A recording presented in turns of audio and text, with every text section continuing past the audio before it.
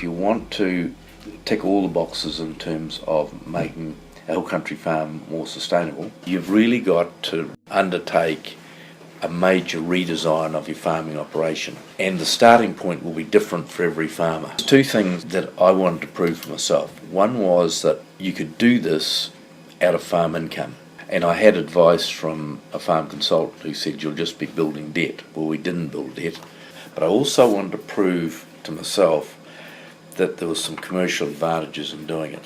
So not only was there the capital costs, but you could extract some value.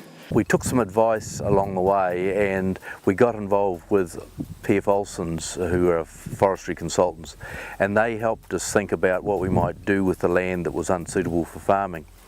So what we've done in the course of the 15 years that we've owned it is that we've subdivided off or fenced off all the steep stuff. We've cultivated and regrassed the better country, and we put a water supply in, and we've put a QE2 covenant, or Queen Elizabeth II covenant, over the 8 hectares of native bush that's in the valley floor, and of course planted 16 hectares of forestry on the steeper land. And we've subdivided the better land, or the pasture land, into 5 different paddocks. Prior to doing what we've done, we calculated how many stock this area was running simply by counting the number of sheep that we were running on it, and we were running 380 used stock units.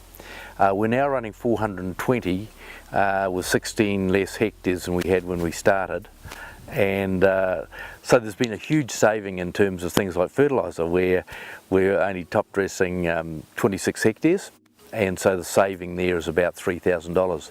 The other big saving, or the other big benefit from a commercial point of view, is that mustering this land is much easier than it was before.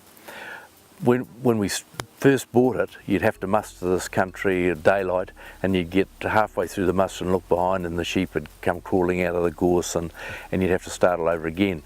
So it's now possible to muster any one of these paddocks, or all this block, in probably half an hour if we had to. Of course, conservation and environmental benefits are enormous from doing something like this. This country was prone to slipping. The streams running up the main course of the valley was erosion prone. It was channeling out some 3 metres by 3 metres in places. And the other benefit, of course, is that the patches of bush that made up the valley floor have been linked together with the forestry, so species can move backwards and forwards up and down those valleys. We had support in doing it from the Regional Council, and of course from the Queen Elizabeth II National Trust. They both put money towards fencing.